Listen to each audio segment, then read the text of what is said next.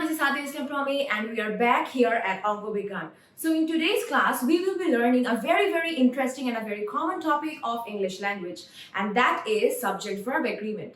All of you might have learned about this topic since you were very little, and yet you might be wondering, why are we talking about this particular topic? This is because subject-verb agreement is something that you not only need when you want to learn English grammar, but at the same time, if you want to learn spoken English, or even if you're in your universities, if you want to get the hang of understanding how your subjects can go parallel with the verbs, this is a very important tool as well. So without any further ado, let's get started.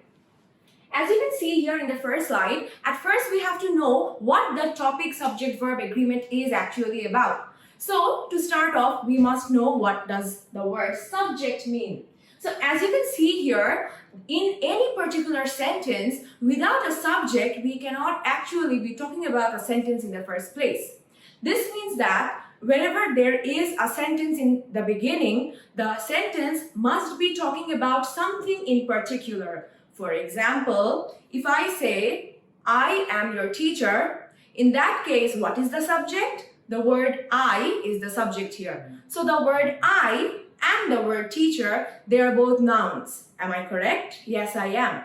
So the word noun, the word I in the beginning is definitely a noun, and this is the main thing that we are being talking about in this sentence.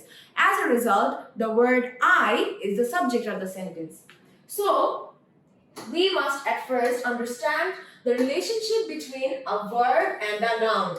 So a noun is the name of anything. So by the name of anything, we of course know that a noun can be, let's say, the name of the teacher who is in front of you, who is Promi. So if I say Promi, Promi here is a proper noun, right? Then what are you doing right now? You are doing a class right now. So the class is a common noun. Then what is, let's say, how do you feel when you get extremely amazing results? You feel happy, right? So happiness is an abstract noun, and so on. So do we know what is noun? What does the word noun mean? The word noun means it's the name of anything, and the word subject is actually the main word noun. Now let's go on with what a verb is. So a verb is any activity done by someone. Right now, what are you doing? You are listening to me. So as a result, what is the verb? Listening, because this listening is your activity. What am I doing? I am teaching.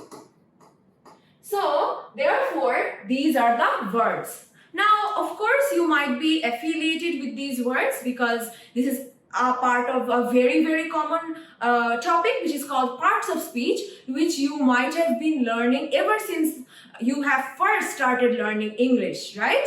So the first topic for any English grammar, the basic, is parts of speech. We will be learning all the parts of speeches in details in a separate video.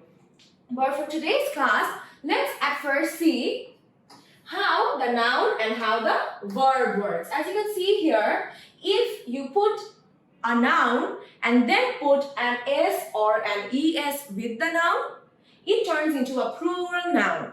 So what is a plural noun?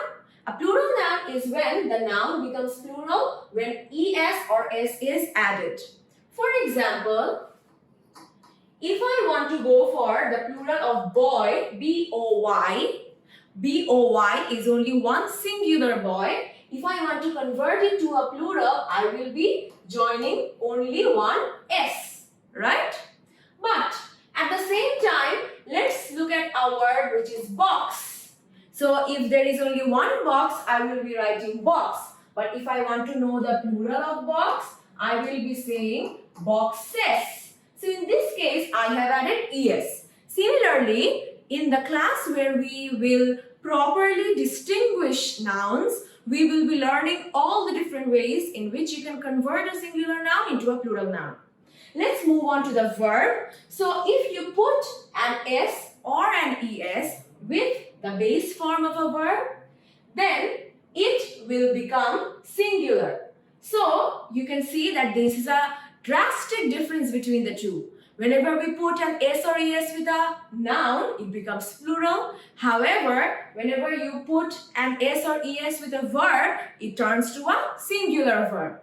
For example, if I say, the boys dance. So the boys, because the boys here is a plural noun, for this reason I am using the verb dance. So in this case, dance on its own is the base form of the verb. However, if I want to mean that there is only one singular boy who is dancing, so I will say the boy dances. So what am I doing here? I have put an extra S here, or in many other cases I will also put an extra ES here. Why? To convert the plural form of the verb to a singular form of the verb. So did we understand the main difference between a noun and a verb here?